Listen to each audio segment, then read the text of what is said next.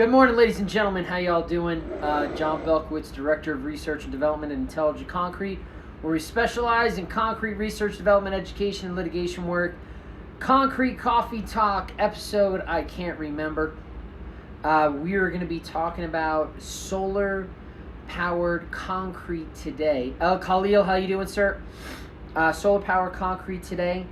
This was an idea that we started throwing around about 4 years ago, maybe 3 years ago, and the idea is it's similar to a regular solar cell, except for the fact that now we're using the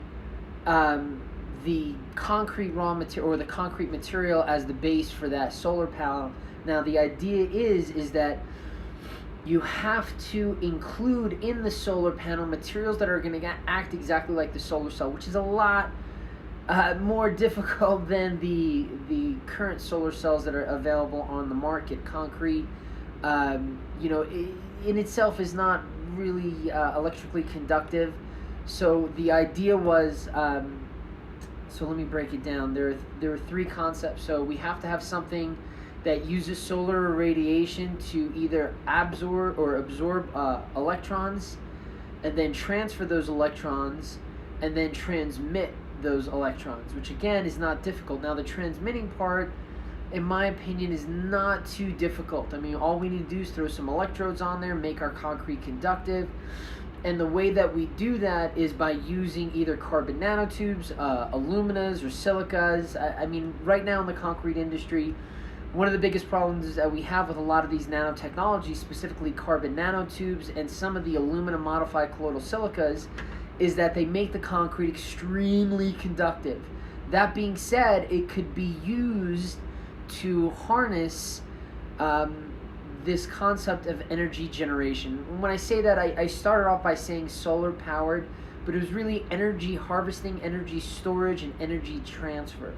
So one of the ideas was solar powered, and there's a lot of projects out there that we used to do at high schools and universities. We were taking a lot of these fruit and vegetable extracts, putting them between cells, and through photosynthesis, release electrons. The question, El Khalil asked the question: is this the type of concrete durable? The durability of your concrete is always based on the concrete mix design, and it's also based on the ambient environment. If you take the same concrete block, and put it in Italy versus New Jersey, or Rome versus Freehold, New Jersey, or Manhattan, that same concrete is not going to have the same service life in those two different areas. So yes, this type of concrete would be as durable as normal concrete or standard concrete. But the other concept behind energy harvesting, assuming you can create a concrete that is conductive and a concrete that can transfer the electricity, sort of storage as well as transferring, the other concept would be energy from piezoelectric, or energy from movement. Years ago, when I was still in university, my instructor, or my advisor, showed me this article about a soccer ball that kids could kick around all day, and then they come home at night and they pull out an LED, flip it around on the soccer ball, and then all the energy that was stored up from them kicking that soccer ball around would be used through energy storage or energy creation from the piezoelectric system that was in the soccer ball, but that energy would then be used to light up the light. And the same concept, in my opinion, can be used for generating electricity, and there's already some companies, I believe there's one in Holland, and then there was a professor in one of the universities outside of New York, or in New York, that had created an energy harvesting concrete using piezoelectric crystals as well as carbon black. Now, both of these companies company and university were doing something to the effect of panels that were on a sidewalk, and then when you walk on them, they generate electricity and light up these lights, and I think that is a waste. I mean, some great frickin' idea. You're going to waste it on some stupid-ass sidewalk, and you'll have to excuse me for getting a little passionate here, but there's so much concrete around the world.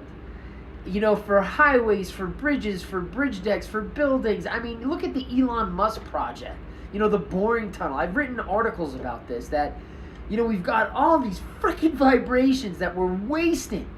There's so much energy that could be used, and a lot of people will retort or will say to me, well, I mean, what's the efficiency? Screw you. You know, forget the efficiency. Even if your efficiency is, you know, 1%, you know, there is so much mass and there's so many vibrations. I mean, think about a ready-mix concrete plant or a cement concrete plant. And you can even extend that. Now that you have energy harvesting and energy transfer based on movement, you could turn that into a sensor.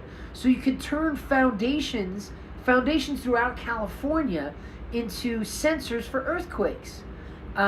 There's just a lot that could be done with energy harvesting, energy storage, and energy transfer with concrete. And if you think about it, most of the concrete we use now, once it's placed, it has an inactive role in society. Its only job is to sit there and maintain service loads. That's it. Now, if we could change that inactive member of our civil infrastructure into an active member, i.e. something that does work for us, generates electricity, harvests, stores, and as well as transfers, I mean, who cares about the efficiency of it? Efficiency comes with use, newer technologies, and we'll increase the efficiency over time, but it seems like we are losing out on such a great opportunity.